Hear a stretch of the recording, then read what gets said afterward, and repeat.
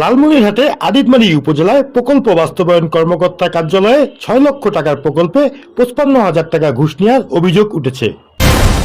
ওই উপজেলার দুর্গাপুর ইউনিয়ন পরিষদের ৪, ৫ ও ৬ নং ওয়ার্ডের মহিলা সদস্য লাভলি বেগম জানান, অফিস ১০% ঘুষ চাইলেও তিনি ৯% দিয়েছেন।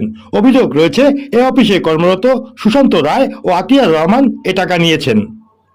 আদিতবারে পিএফ কত টাকা দিলেন? ৫৫,০০০ নিছে। এত কম নেল? ৬৫ নেওয়ার কথা না? হ্যাঁ 65। তো কয়া মিলি দিছি। কত কয় মিলি দেন? কাই নেছে এটা টাকাটা কাই নেছে? ও যে সুশান্ত দার আতিয়ার। বলে কি বাবদ নেল? 10% কাটে না ওরা। আচ্ছা ঠিক আছে আপা। তবে উপজেলা প্রকল্প বাস্তবায়ন কর্মকর্তা এসব তথ্য সত্য নয় বলে দাবি করেন। না, আমিও ওটা পাইছি। তা আমি জিজ্ঞাসা করছি যে না, এই ধরনের কোনো ঘটনা ঘটেনি। না, এই বিষয়টা আমাকেও দিছে, আমিও পাইছি, তথ্যটা আমিও পাইছি। না, এ বিষয়ে বক্তব্য আসলে আমি তো তাদেরকে জিজ্ঞাসা করছি, না এই ধরনের কোনো ঘটনা ঘটেনি বা এই ধরনের ঘটনা ঘটার কোনো সুযোগও নাই। আর এ বিষয়ে আদিতমারি উপজেলা নির্বাহী কর্মকর্তা বলেন, অভিযোগ পেলে তদন্ত করে আইনি ব্যবস্থা গ্রহণ করা হবে।